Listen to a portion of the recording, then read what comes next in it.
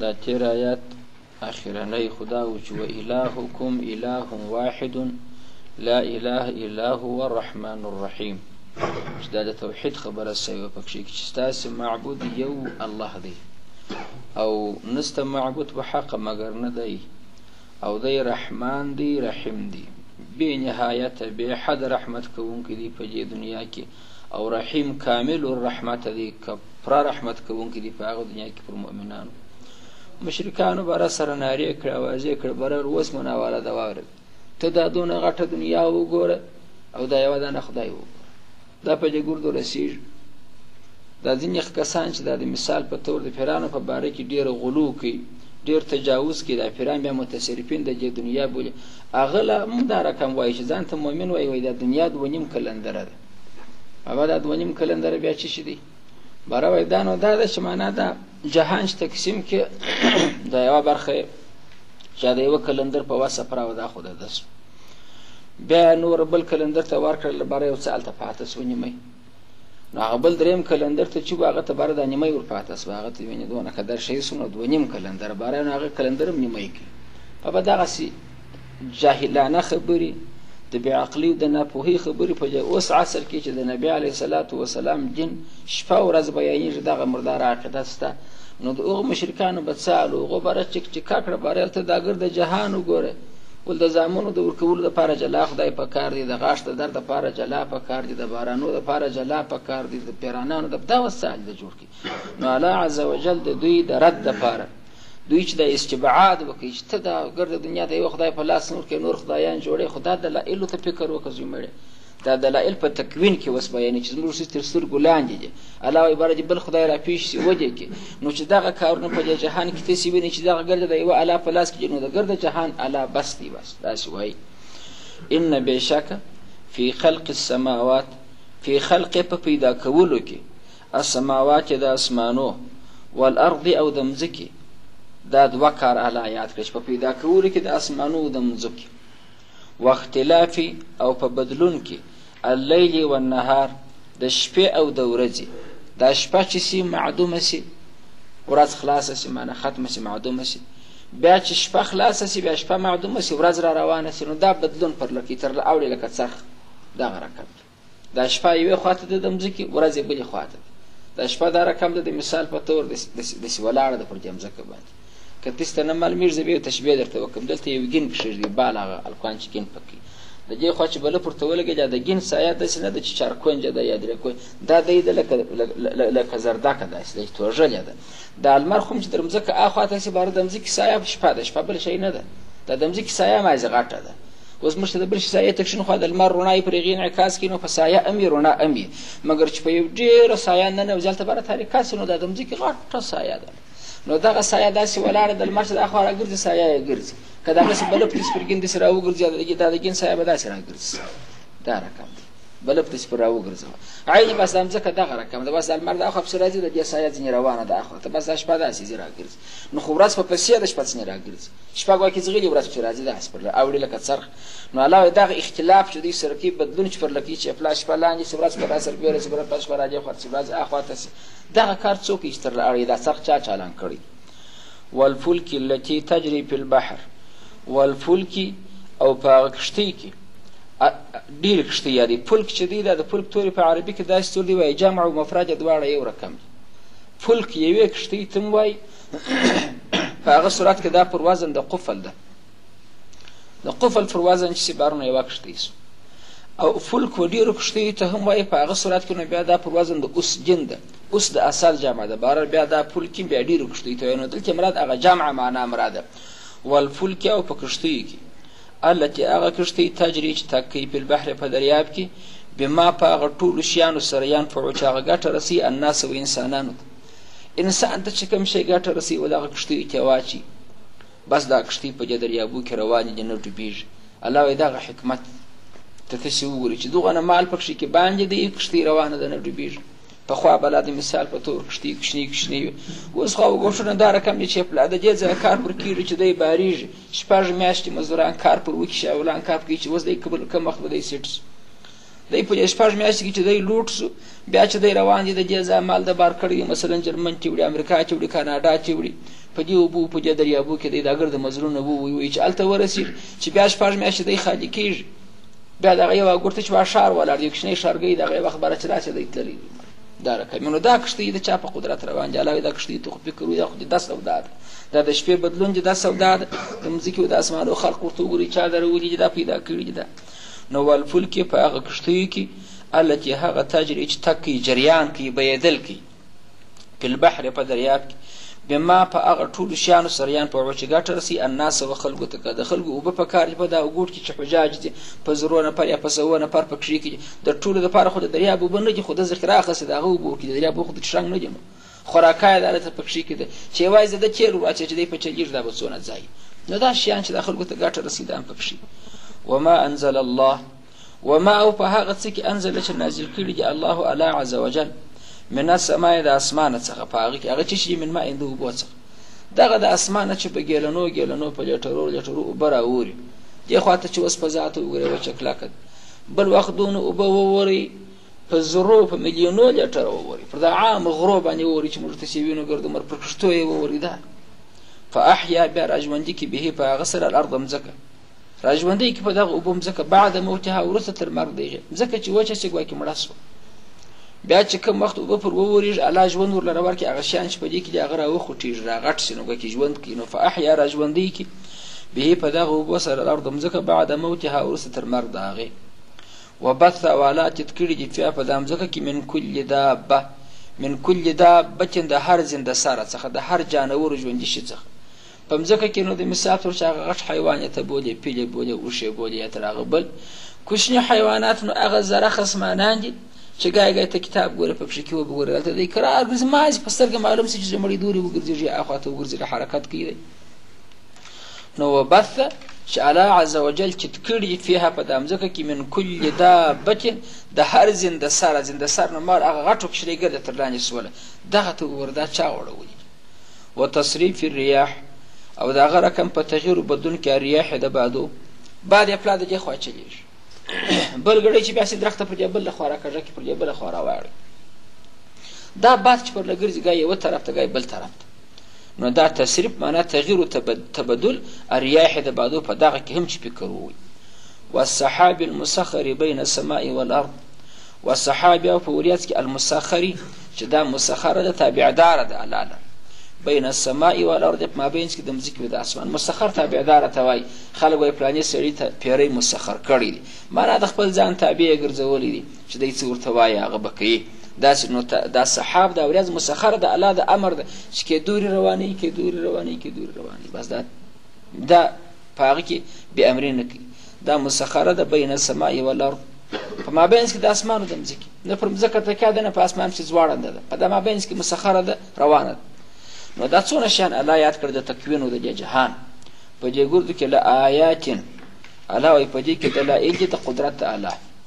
لقوم د هغه قوم دپاره یعقلون چې هغه عقلمند خلک چې دي هغه داسې الله پېژني چې یاره د دې جهان کنټرولوونکی یو الله دی دا نظم چې برقرار ساتلی دی شپه ورځ هم نه سره ګډېږي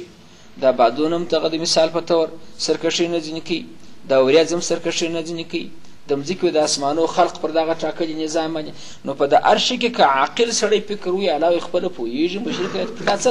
قیامت در باندې جوړ شو چې دا د ګرد جان دپاره یو خدای وکړه الله خو دغه کارونه دي یو دغه بل څوک کوي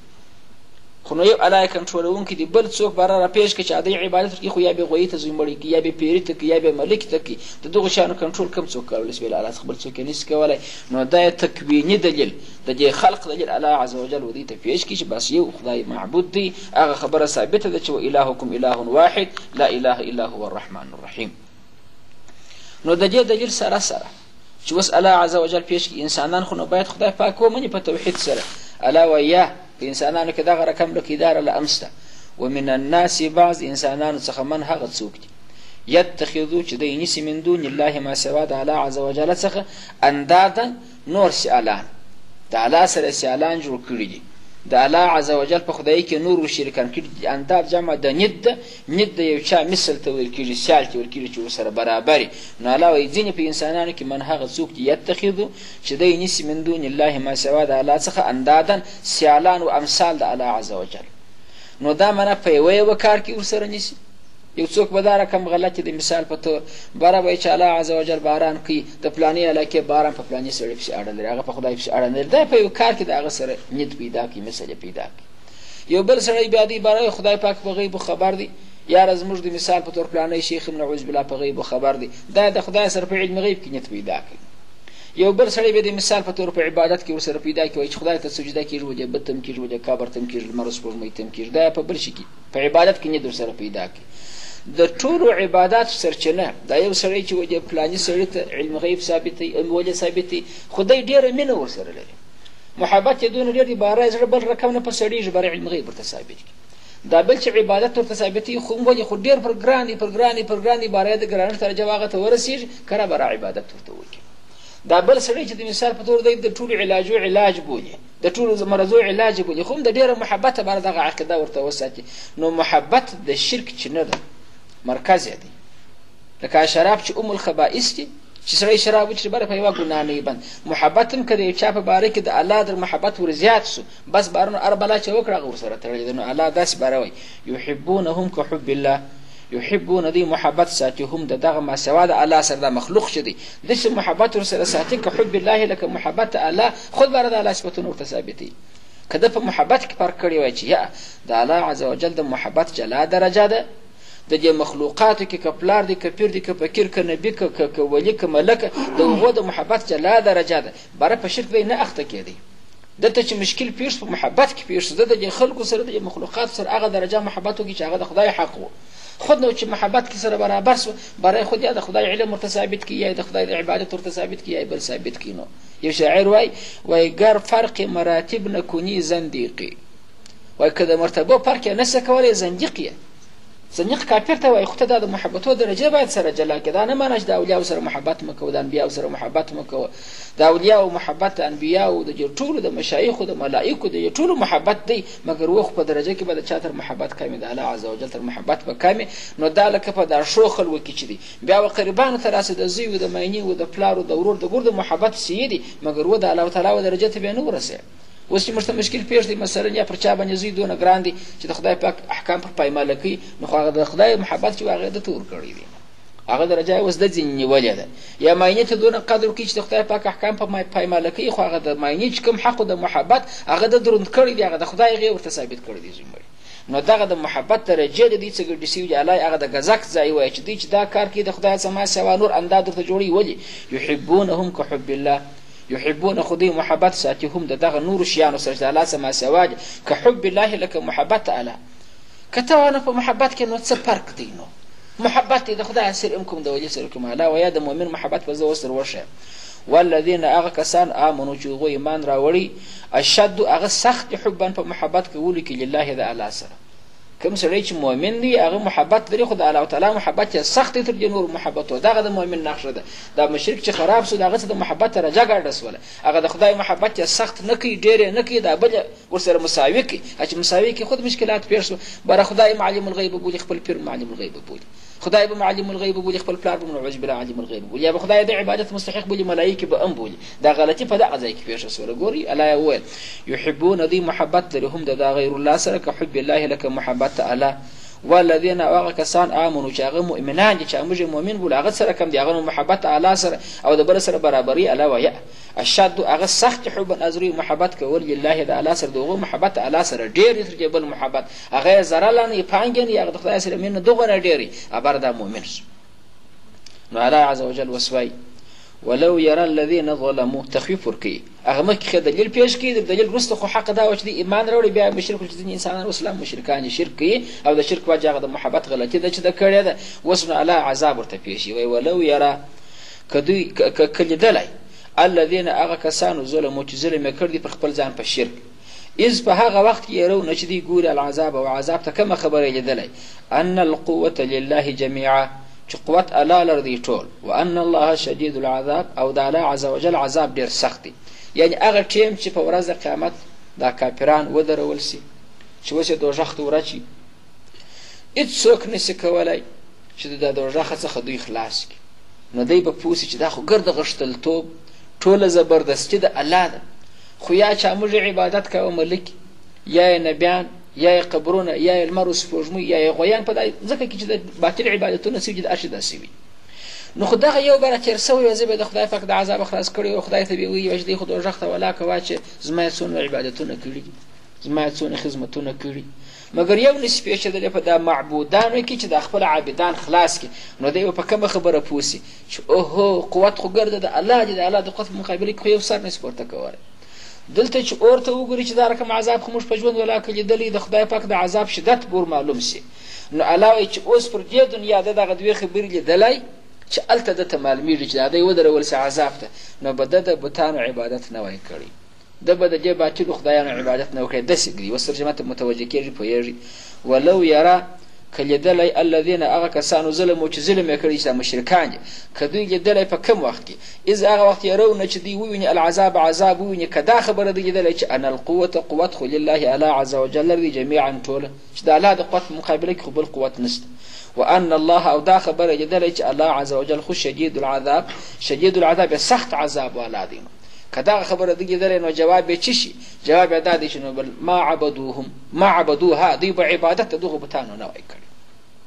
پسې علاوه اذ هغه وخت یادوم چې هغه وخت دوی لیدلی تبرأ چې بېزاري وکړي الذین هغه کسان اتبعوا چې د دوی متابعت کړه سوی دي، دوی د چا څه بېزاره سي من الذین د هغه کسانو څخه اتبعوا چې هغوی متابعت کړي دي. پر دې دنیا چې د مثال انسانانو متابعت کوي په اوس زمانه کې اکثره د خپلو سیاسي لیډرانو متابعت ډېر دی، نه د خدای خبرې ته غوږ نیسي، نه د رسول خبرې ته غوږ نیسي، نه د قرآن نه بل چې د ده امیر ورته ویل بس هغه خبره هم خدای دی ام رسول دی هر څه دی، نو هغه متبوع سو دی یې تابع سو. نو د دغو متبوعانو چې اکثر مال په اوس زمانه کې دغه دي، دا نور عبادتونه اوس پاته دي، مثلا چې یا غوایي ته سجده کوي یا دغه د چا هندو یې کوي هغه هندو خپل غوایي ته اوس په اخلاص سجده نه کوي، هغه خپلو پیسو والا هغه لیډر ته یې کوي ګواکې. خو بهرحال کې و بت ته کړې ده کې و غوایي ته کړې ده کې لیډر د خدایي په رقم نیولي، دا شیان متبوع سوه، دا چې په پسې دي دا تابع دي، هغه رهبر لیډر یې متبوع دي. نو په ورځ د قیامت باره چې دا ګناهکاران راکش شي چې ګرد لیک ودرس چې تا ولې دا غلطي کوله، دی به وایي باره خو ده راته ویل متبوع یاد کړه خپل لیډر، هغه ورته ځغله ملعونه زما خو نو یو خبره و نو ما خو په تا پسې رسۍ نه وتړلې چې ته په ما پسې وې، زه ستا څه بېزاره یم. الله وایي هغه ځای چې دی اوس وویني چې هغه ستا متبوع چې ته په نازېږې چې مردباد و زندهباد پر وایه، دغه ستا څه بېزاري کوي و پایه دغه د په ورځ د قیامت په باره تا ته وایي چې ځغله، دغسې به دې جواب کړي. دی چې ستا څه بېزاري وي که ارمان چې ستا بېزاري اوس ستا په دماغ کې راتلی او تا چې اوس دی د زما کارونه بې ده نه سمیږي. اسباب جمع د سبب ده، سبب و دا رسۍ ته وایي په عربي کې،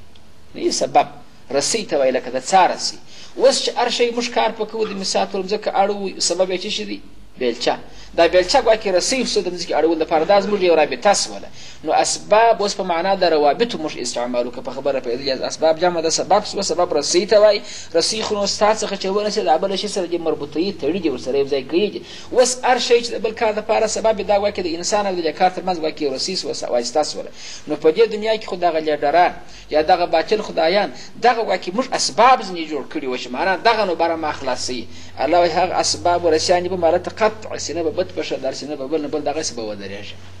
په کومه رسۍ چې ته د چا سره تړلی وې هغه علاقه به دې ځینې قطع شي. دا کار نو دغه دواړه کار ارمان چې تا اوس لیدلی. ګوره اذ هغه وخت چې دوی لیدلی وی تبرأ چې بېزاري وکړي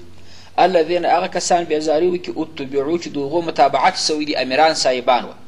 دوی بېزاري د چا څه وکړي؟ من الذین د هغه کسانو څخه اتبعو چې هغوی یې متابعت کړي دا د اتباع تابعداران یې افراد یې ورأو او دوی وویني العذاب عذاب د دې خو عذاب ته وویني چې دوژخ پر څنډه ولاړي د اخو هغه د ده متبوع خوشک ورته کوي زه ستا څه بېزاره وتقطعت او سره پرېسي بهم په دوی سره الاسبابو ټول رابطې. دلته هغه رابطه که د زویوالي او د پلاروالي ده یا د تابعوالي او د متبوعوالي ګرده رابطې قطع سي والا کار نه ورکوي. نو بر انسان څونه نا امیده سي الله وایي کشکې دوی دغه شی دلته لیدلی وای په پوهېدلي وای نو بیا خپله بیا د بتانو عبادت نه وای کړي، د هغه باطلو مشرانو متابعت بیا نه کولی چې هغه د الله د مقابلې د الله د فیصلې په مقابل کې فیصلې وکړي، په هغه پسې به نه وای تللي. دا یې باره جواب دی، هغه نو محذوب دی. وقال الذین اتبعوا او په الته چې دا متبوعین جواب ورکړي و د تابعانو ته به ځي مخ مو پراته څه په موږ پسې مه راځي موږ ستاسې ته بېزار وي دوی نو به رس سره ووایي د تابعان وقال وبوایي الذین هغه کسان اتبعوا چې دوی تابعداري کړې ده بره وایي لو ان لنا کرة فنتبرأ منهم لو ان که چیرې کاشکې خو لنا زموږ دپاره کاره ته بېرته ګرځېدی وی دنیا ته ته بېرته به مو خدای دنیا ته نه واستئ زه د ده په ژبه پوهېږم ولا که بیا یو قدمه کیفسي واخلم چې نفس راته وکاږي 18 ډوله راته ودرنګوي که بیا زه په ده پسې سم دغه کسات نو هلته ځینې اخیسته کېږي نو بیا دنیا ته کله راتم الله هلته چې بیا ته ارمان کوې چې خدای پاکه بېرته ما دنیا ته واستوه زه بیا په دا پلاني صاحب پسې نه ځمه یا د مثال په دې بت پسې نه ځمه یا په دې لمر سپوږمۍ پسې نه ځمه چې اوس زه بېرته ولاړ سم زه به هم ځینې بېزاره سم چې دنیا ته مګر خو هغه کار نه کېږي نو وقال وبوایي الذین هغه کسان اتبعو چې تابعداري یې کړې ده د هر چا دا چې کړې ده په باطله کې نو دوی به داسې ارمان ښکاره کړي لو انکه چیرې لنا زموږ دپاره کرة ګرځېدل وای و دنیا ته فنتبرأ موږ به بېزاري حاصله کړې وای منهم د دوی څخه ولا زم ځینې بېزاره سوی لکه ده چې نن زه وشرمولم د ګرده خلکو په مخ کې چې وایي زه ستا څه بېزاره او زه چې ژوندی سوی ما د ده نارې وهلې کما تبرأوا منا موږ به د دوی څه بېزاري کړې کما تبرأوا لکه دوی چې بېزاري وکړې منا زموږ څخه دی څنګه زما څه بېزاره سو په دې ګردو خلکو په مخ کې نو الله عز وجل وایي لکه دا خبرې چې دلته ښکاره سوې الله پاک د ښکاره کړې کذلک نو پر دغه رقم به لکه دغه د دوی بېزاري چې سره ښکاره سي په ورځ د قیامت دغه د هغو جواب و دوی ته او بیا دوی د خپل ارمان ښکاره کوي چې کشکې دنیا ته تللی الله نو پر دغه رقم یوري ورښکاره کوي هم دوی ته الله الله عز وجل اعمالهم عملونه د دوی حسرات غمونه علیهم پر دوی الله نو دا کار هم در سره کوم باره چې دا مشرک کوم عبادات و خیراتونه کړي دي دا ګرده حجونه یې روژې یې زکاتونه یې دا ګرده چې د شرک پر بنیاد یې کړي دي الله به دا ورته راواخلي ورښکاره به کړي داسې به مخکې ورته کېږي چې دغه دا روژې دي ګوره چې د باطل دپاره هېڅ په ښه نه درځي نو دی په خپله روژه بره غمجن سي حسرت و پښیمانۍ ته ویل کېږي بره وا نو چې لاس یې هم نه نیوي خوراک خو به مې کړی وي هغه لوږ مې نکي پر ځان تېره کړه دا زما زکات چې لاس نه نیوي نو خپل کار به مې ځای خصوی بل ته مې هم ورکړي لاس یې هم نه ونیوه ازما لمونځ چې لاس یې نه ونیوه ازما ستړیا چې زه به سهار وختې راکښېنستلم ازما جهاد چې دا رقم زه زیارت را کوم چې دلته هم لاس نه ونیوه هلته مې زیارت کې ولې پر ځان تېر دا د حسرت لپاره الله وایي زه به د دوی اعمال د مشرکانو چې شرکانه یې کړي دي دا به ټول دوی ته ورښکاره کړم حسرات غمونه و پښیمانۍ نور به په خوښ کړم په دې خپلو اعمالو ده خو کړي خو دې خو شرکان یې کړي دي کذلک پر دغه رقم لکه هغه د دوی بېزاري چې سره ښکاره سو یوري ورښکاره به کړي هم دوی ته الله الله عز وجل اعمالهم د دوی هغه عملونه چې نیکه کړي هغه به ورښکاره کړي څنګه به ورښکاره کړي حسرات پښیمانتیاوې او غمونه به یې علیهم پر دوی باره به په خپل عمل پښیمانه چې ناکي مې ځان په ستړی کاوه خو ځای یې نه دی نیول نو باره خو دوژخ ته ورلوېږي چې دا د دې دپاره چې شی په خوښ کړي لکه خلکو پر زخم یې ښه مالګې پسې ور واچوي چې دغه دې کړي هم دې په لاس داره نغله ایچیله وما هم بخارجین من النار وما نه دي هم دوی نو چې دوژخ ته وجود بخارجین راوتونکي من النار د اوره د اوره نه هم بیا نه راوځي دغه مشرکان چې دا من الناس من یتخذ من دون الله اندادا د هغو دغه سلسله الله عز وجل بیان کړه چې دلیل د وحدانیت که څوک غواړي په تکوین کې چې هر څوک په پوهېږي امي و ملا ګرده په پوهېږي دغه آیات چې ان فی خلق السماوات والارض په دغه کې فکر وي خپل رب وپېژنئ چې لا اله الا چې والهکم اله واحد دا خبره به ثابته سي مګر خو پر هغه سربیره چې دلیل شته ځینې کسان داسې ناپوه ظالمان دي چې معنا پر هغه سربیره د الله څخه ماسوا نور خلک ورسره نیت ګرځي مثل یې ګرځي ګزا کې د کومه ځای دی چې محبت د خدای په درجه کې ورسره کړی دی او حال دا چې د خدای د محبت درجه جلا ده د مخلوق درجه جلا ده د په هغه ځای کې غلطي وکړه اباره نو د دې عذابونه را ذکر کړي چې په ورځ د قیامت به الله عز وجل د دوی سره دغه کردی وکړي ام به هغه مشر ځینې پښیمانه چې د عبادت ورته کړی هغه معبود دی دی بناله لاسونه مړي چای چې بیرته دنیا ته تللی وای ولا امام ته دغه جواب درکړي چې تاسو به زاره او الله عز وجل دا خلاته څکه هغه ستان یک اعمال چې شرکانه کړي هغه بل دغه پر کم نور پسې وښکاره کړي ګوره دا کړي هم دې په شنه درځي د پښیمانتیا هغه د زړه خوښ هغه د زړه مالګي به نور پسې زیاتې سي په پای کې دا ورته وفرمایل چې د اورم بیا راوځي نه دغه دوزخ د عبدالآباد ځای دی ولې مشرک دی واخر دعوانا